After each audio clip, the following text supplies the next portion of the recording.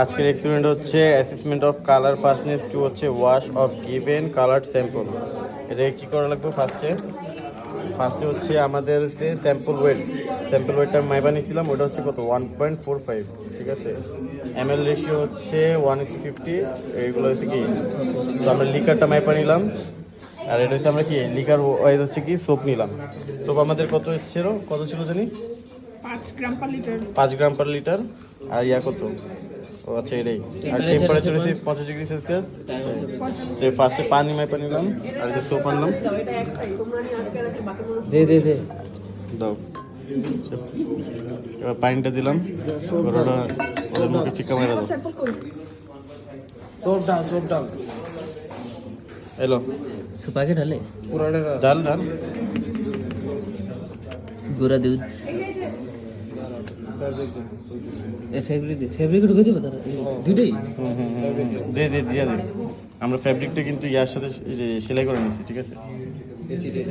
বিসমিল্লাহ। কি আছে দেখো, আমি ওটার নাম জানি না। সুই সুতা এটা কতক্ষণ নাড়াবে? মিক্স কর চুলা এটা তো ছোট জানা, এটা তো একটা হিটার অনেকগুলো বসবে। 45 থেকে 15 ডিগ্রি তুলতে হবে।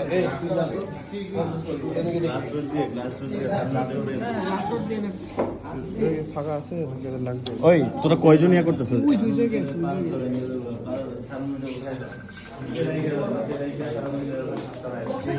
ওইটা বলি নাই, হিটার তো একটা, তোরা একজন দ্বারা হিটার এই জায়গায়। হ্যাঁ একজন দ্বারা সব বাকি সব সালমান যে তোরা সর ওই দ্বারা কাম। এটা কি 50 ডিগ্রি আগে তুললো কেমনে? এটা তুই বসা, হিটারে বসে হয়েছে কি একটু পর হয়েছে ইয়া করবি, থার্মোমিটার দিয়ে চেক করবি। যখন থার্মোমিটার 50-এ পৌঁছাবে তখন তুই হচ্ছে তখন এই যে মনে কর যে টাইমটা গুলো স্টার্ট করবি। আর হচ্ছে একটু পর যদি 50 থেকে উপরে উঠে যায় আবার নামাবি, ইয়া করবি, মানে 50টা মেনটেন করবি 45 মিনিট। তুই নাড়াইতে থাক, আর একটা থার্মোমিটার নিয়ে আয়, ঠিক আছে। তারপরে আমরা তাহলে এটা হচ্ছে 50 মিনিট পর্যন্ত 45 মিনিট পর্যন্ত তুলবো, তাহলে আমরা আবার একটু পরে স্টার্ট করবো। আমাদের টেম্পারেচার এখন হচ্ছে 50 উঠে গেছে। এখন আমরা 45 মিনিটটা মেনটেন করবো, তাহলে ঠিক 45 মিনিট পরে দেখা হচ্ছে। আজকে আমরা করব কালার ফাস্টনেস টু ওয়াশের C01 থেকে C06, এই 6টা মেথডই আমাদের মেশিনে করার কথা। কিন্তু আমাদের এক সময় আমরা করার কারণে, কাজটা একই সময়ে করার কারণে আমরা দেখতে পাচ্ছি যে আমাদের যে রেসিপিতে বা মেথডে কি আছে, ভেরিয়েশন টেম্পারেচার, ভেরিয়েশন টাইম আছে, যার কারণে একসাথে আমরা মেশিনে করতে পারতেছি না। একটা গ্রুপ আমরা মেশিনে করব আর সবাই ওপেন বাদে করতেছি, কিন্তু নিয়ম হয়েছে সবাই মেশিনের সহায়তা করা। তো মেশিনের সাহায্যে যদি আমরা করতাম তাহলে মেশিনে কিন্তু একটা রুটেড হইতো, ফিকশন হইতো। এই ফিকশনটা ওয়াশ মানে একটু ফিকশন দিয়ে করা। আর এখানে ওই দুইটা মেথডে আমাদের স্টিল বল আছে, তিনটা মেথড, C04, C05 আর C06। C04 আর 5-এ যে 10টা করে বল আছে, আর C06-এ যে 25টা। ওই যে ফিকশনটা আবার ফিকশন দিবে। আমাদের যে কমেন্টস আছে, কিন্তু আমরা যে কি ধরনের ওয়াশ দিচ্ছি সেটা কমেন্টস দেওয়া আছে রেসিপি ওয়াইজ।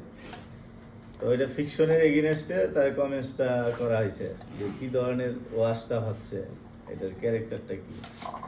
তো এই কথা যে আমাদের মেশিনের সাহায্যেই করার কথা। তো আমরা সময়, টাইম এগুলা এক না বিদায় আমরা কি করতেছি, একটা গ্রুপ শুধু করতেছি আর বাকিরা ওপেন বাদে করতেছি। ওপেন বাদে যখন করবো একটু ফিকশন আমরা নিজেরা দিব, যে কন্টিনিউয়াসলি স্টাইলার দিয়ে আমরা একটু ঘুরাবো। আচ্ছা, মেশিন স্পেসিফিকেশন জাইরো ওয়াশ অথবা gyro wash, manufacturer James H Hill, country origin, England. আমাদের এগুলাকে বলা হয়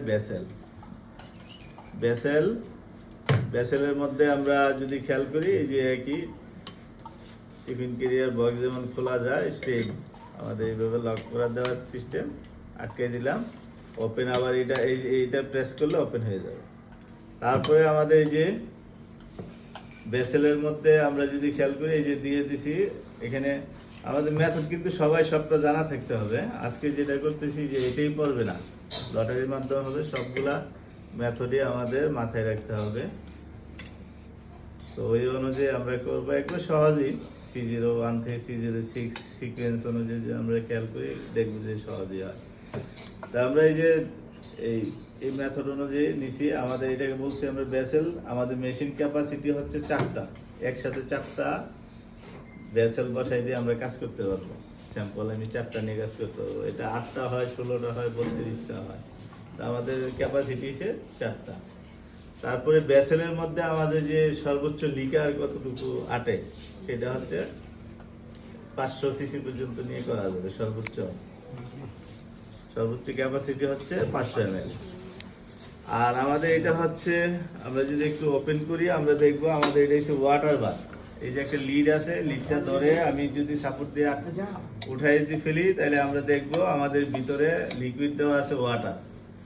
এই ওয়াটারের আমাদের ওয়াটার বাথ দেওয়ার কারণ হচ্ছে ওয়াশে আমাদের টেম্পারেচার 95 সর্বোচ্চ টেম্পারেচার লাগে।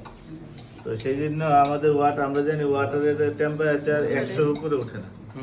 তা আমাদের সেই জন্য আমাদের মেশিন টেম্পারেচার তারা দিছে 99.9, মানে 0.1 ডিগ্রি বাদ রাখছে, 100 মেনটেন করা নাই। 99.9 ডিগ্রি টেম্পারেচার মেনটেন হয়।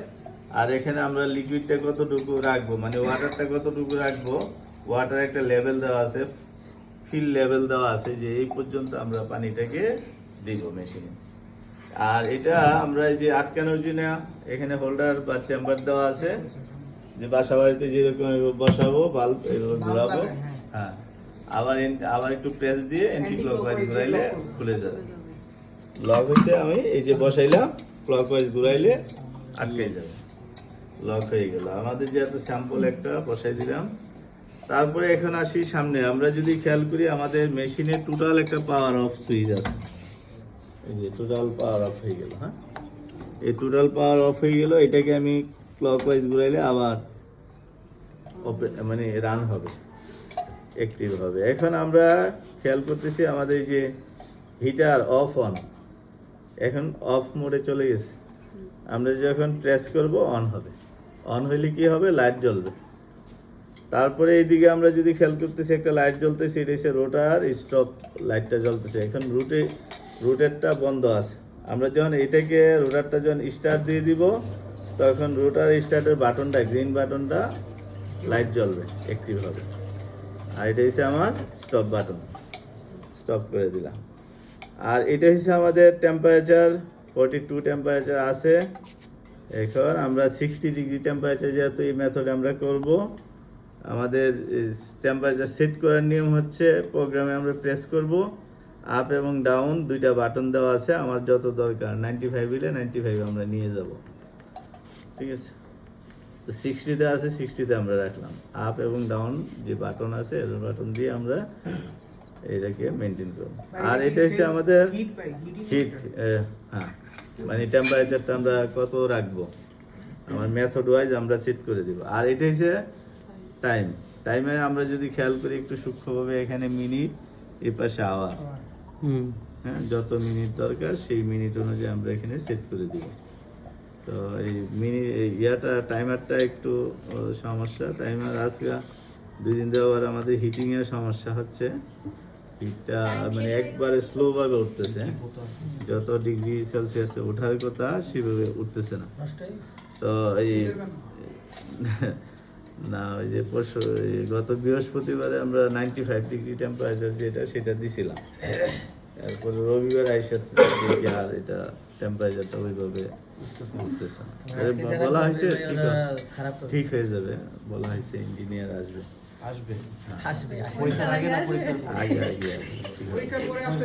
আচ্ছা, এখন আসি আমরা এই যে গেল আমাদের এখানে 2টা বাল্ব আমরা দেখতে পাচ্ছি, 2টা বাল্ব দেওয়া আছে। একটা হচ্ছে ইনলেট বাল্ব, এটা হচ্ছে ইনলেট বাল্ব, এটা হচ্ছে আউটলেট বাল্ব। আউটলেট বাল্ব দিয়ে হচ্ছে আমাদের ভিতরে পানিটা ইনলেট, এটা ইনলেটের আউটলেট করার জন্য।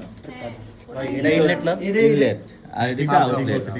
ইনলেটটা হচ্ছে আমাদের এই যে এইদিকে পাইপ দেওয়া আছে, আমাদের যে মেকানিজমটা এইদিকে পাইপ দেওয়া আছে, এই পাইপটা হচ্ছে আমার ইনলেট বাল্বটা যখন আমরা আনলক করব তখন কি হবে, পানি ইন হবে। এখন লক আছে, আনলক করলে পানি ঢুকবে। আর এই ড্রেনটা যেটা আমাদের আউটলেট বাল্ব, এটা যখন আমি কাজ হচ্ছে তো ড্রেন করে দেবো। ইয়ে করে দেবো, আউট করব, মানে উপর উঠাই দেবো, তখন পানি ভিতর থেকে বের হয়ে যাবে, ড্রেন হয়ে যাবে। ড্রেন হয়ে যাবে। এই যে আমাদের মেকানিজম, কোনটা কি কাজ করে সেটা আমরা জানলাম। এখন আসে আমরা শেষ হইলে তারপরে কি করব। আমাদের মেথড ওয়াইজ, টাইম ওয়াইজ শেষ হয়ে গেলে ভাই আমরা আবার ওয়াশ দিব একটা, হ্যাঁ, শেষ হলে এক কি দুই মিনিট। অটোমেটিক্যালি অফ হয়ে যাবে? না, আমরা এই যে রুটার স্টপ করব, মানে টাইম রোটার স্টপ করব। দিলাম, টাইম শেষ হইলে, ফিনিশ হইলে এখানে অ্যালার্ম দিব, নিয়ম হিসেবে আমরা এটা স্টপ করে দিব। বা এটা যখন ইঞ্জিনিয়ার এসে ঠিক করে দিবে তখন কি অটোমেটিক অফ হয়ে যাবে? হবে না। তারপরে আমরা খেয়াল রাখবো, আমাদের টাইমারও খেয়াল রাখবো। টাইমার অনুযায়ী না, মেশিন অটোমেটিক বন্ধ হবে না। মানে হিট দেওয়াটা অফ হবে। টাইমার ফিনিশ হলে অ্যালার্ম দিবে, কিন্তু রুটারটা স্টপ হবে না। তাহলে ভাই এত টাকা দিয়ে ইঞ্জিনিয়ার না আনলো হিটের এটা সমস্যা হচ্ছে হিটের সাথে টাইমের ক্রিয়া। আচ্ছা, এখন আসি আমরা সময় শেষ হয়ে গেলে, আমাদের 30 মিনিট বা 45 মিনিট শেষ হওয়ার পরে আমরা যেটা করব, আমরা যে আমাদের যে ট্যাপের মধ্যে ধরে 1-2 মিনিট আমরা সময় নিয়ে ওয়াশ করব, করে এটা ফ্ল্যাট পিস করবো, টর্শন পিস করবো না, চাপবো না। তাহলে দেখবো যে মাল্টি ফাইবারটা কুচকায় যায়, হ্যাঁ। আর আমরা যখন করবো একটু যাতে হিটিংটা মাল্টি ফাইবারের উপরে এফেক্টটা না পড়ে, যে জায়গায় হিটিং বা একটু এফেক্টটা পড়বে তখন সেই অংশতে দেখবেন যে একটু ড্যামেজে, মানে কুচকাই গেছে ফাইবারটা। সেই জন্য আমরা একটু এই যখন ড্রাই করতে যাব তখন একটু খেয়াল রাখবো, দূরের থেকে করবো, হ্যাঁ। তো যেটা হয়েছে, আমরা এই যে 1 মিনিট 2 মিনিট সময় দিয়ে ওয়াশ করব, ড্রেন করে পানিটা, কাপড়টারে স্যাম্পল আর মাল্টি ফাইবার ওয়াশ করে ফ্ল্যাট পিস করে পানিটা, এক্সট্রা পানিটা রিমুভ করব। অথবা 2টা গ্লাস রড সাপোর্ট দিয়ে আমরা করতে পারি। যখন পানি যে করতে যাবে, সে তার হাতটা একটু ওয়াশ করে নেবে, যাতে আগে থেকে ময়লা, আমার যে কাপড় থেকে ময়লা না উঠলে আমার হাত থেকে যাতে ময়লা দেওয়া স্টেনিং না হয়ে যায়, সেই জন্য না Twist তো করতেই না করতে। ফ্ল্যাট স্কুইজটা করবো, করে পানিটা রিমুভ করবো। চিকন হয়ে যাবে। তারপরে আমরা নিয়ম হয়েছে 60 ডিগ্রি টেম্পারেচার ওভেন ড্রায়ারে শুকানো। তো ওভেন ড্রায়ারে সময় লাগে, সেই জন্য আমরা এই হেয়ার ড্রাই দিয়ে সাপোর্ট দিয়ে শুকাবো। হেয়ার ড্রাই দিয়ে যখন শুকাবো, তাহলে ওই যে আমাদের যে একটা পার্ট কাপড় যখন শুকাবো, তখন আমরা মাল্টি ফাইবার সাপোর্ট দিয়ে কাপড়টা শুকাবো, ধরার জন্য সাপোর্ট। আবার যখন কাপড় মাল্টি ফাইবারটা শুকাবো, কাপড়ে ধরবো, এইভাবে সাপোর্ট দিয়ে ধরবো, আলাদা শুকাবো একসাথে না। তারপর শুকানোর পরে অ্যাসেস করবো আমরা গ্রে স্কেলের সাহায্যে। এটা আজকে দেখাই দিবে, আজকে দেখানো হবে। তারপরে নেক্সট দিন থেকে আমরা নিজেরা ওইটা প্র্যাকটিস করবো, ইউজ করবো কিভাবে করতে হয়। ভাই তাহলে মেশিনটা চালাই।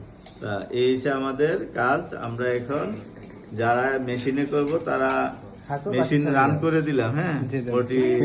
অনেক টাইমার দরকার নাই, আপনারা টাইম ধরেন, 40 যা আছে ওই টেম্পারেচারে মেশিনটা চালু করে দিলাম। হ্যাঁ, ঠিক আছে, হ্যাঁ শেষ। হ্যাঁ ভাই, ওর টেম্পারেচার তো 42 তে গেছে গা। না না, এটা হইতেছে অন্যটাতে, এই যে প্রোগ্রামে গেলে তখন ওই টেম্পারেচারটা আসবে। টেম্পারেচার না না, ঠিক আছে ঠিক আছে। এটা টেম্পারেচার না তো, এটা তো অন্য ইয়ে, এটা কি? এটা অন্য প্যারামিটার। টেম্পারেচারটা প্রোগ্রাম সেট করলে তখন হলো 60 আসবে। ও 60 আচ্ছা আসার আচ্ছা, পরে হয়ে তখন গেছে আমার অলরেডি তখনই হয়ে গেছে না? তখনই হয়ে গেছে। 42 সামথিং। এটা অন্য কিছু। আমার সাথে দেওয়ার পরে ভাই মানে ফিক্স করে নেয়। আরে না, ওইটা হলো সেট করার পরে ওই প্যারামিটার চলে যায় আচ্ছা আরেকটা আচ্ছা, এই প্যারামিটার। বাল্বের কথা বলো তো, কোনটা এখানে, কোনটা উঠে? এটা হচ্ছে ইনলেট ভালভ, এটা হলো আউটলেট ভালভ। যখন হলো পানি দরকার হবে, ওখান থেকে আমি হলো ভালভটা টানলে এই ইনলেট ভালভ দিয়ে পানি ঢুকবে, বলগুলা। আর আউটলেট ভালভে দিছে ভিতরে যে পানিগুলো আছে, সেটা হলো আউটলেট ভালভ দিয়ে হলো ড্রেন হয়ে যাবে। তুমি এটা উঠাই দিবা just? উঠে উঠে দেবো। মানে ওটা হচ্ছে একবার ট্যাঙ্কির মেইন লাইনের মতো, আর এটা হচ্ছে বাসার কলের মতো। হ্যাঁ, এই তো এটা ফিক্স। তোমরা বসানোর সময় বারবার খেয়াল করবে যে যেটা বসাচ্ছ আর স্কেলের সাদাটা ওই পাশেই আছে কিনা। কারণ আমি যখন স্কেলটা উল্টালাম তখন কিন্তু আমার এটা উল্টে গেছিল।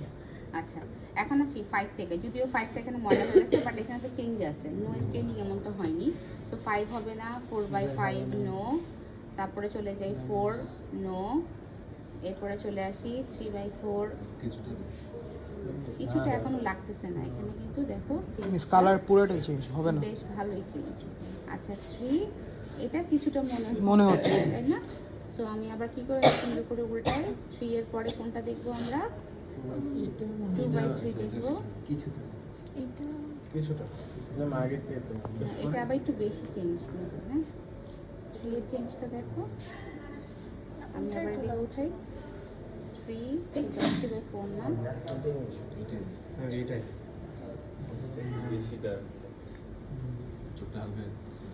এটা মনে হচ্ছে, এটাই মনে হচ্ছে ম্যাম। এটাই ম্যাম। 2/3 মনে হচ্ছে। ম্যাম এখন হচ্ছে আমরা কয়েকজন তো কয়েকটা বললাম। না না না এটা এই দেখো 2 তে গেলেন, 2 আবার বেশি, বেশি ম্যাম। 3 তে আবার একটু কম। হালকা লাগতেছে, 2/3 তে বেশি 2/3 পারফেক্ট, তাই আমরা 2/3 নিলাম। এখন তুমি যে কোশ্চেনটা করলা, যেহেতু এটা হচ্ছে ভিজুয়াল টেস্ট, তার মানে ম্যানুয়াল, ম্যান টু ম্যান এটা চেঞ্জ হবে। সো সেই ক্ষেত্রে তোমরা জিনিসটা কিভাবে ডিসাইড করবো, ওই জন্য আমরা বলে দিছি যে ফার্স্ট অফ অল তোমরা গণতান্ত্রিক ওয়েতে যাবা যে কোনটাতে ভোট বেশি পড়ছে। ধরো আমার এখানে 3 তে ভোট বেশি পড়ছিল, ধরো কথার কথা, তখন আবার আমরা চেক করে দেখবো যে আসলে থেকে 3 মনে হচ্ছে কিনা, না কোন রকম মনে হচ্ছে। যদি দেখি যে না 3 মনে হচ্ছে না, গণতান্ত্রিক ভোট দিলেও যদি এটা ভুল হয় উই উইল চেঞ্জ ইট। ঠিক আছে। আরেকটা বিষয় হচ্ছে ল্যাবের ক্ষেত্রে বলা হয়, যখন তুমি কনফিউজ যে 2/3 হবে না 3 হবে, তখন বলা হয় তুমি ওটসটা নাও।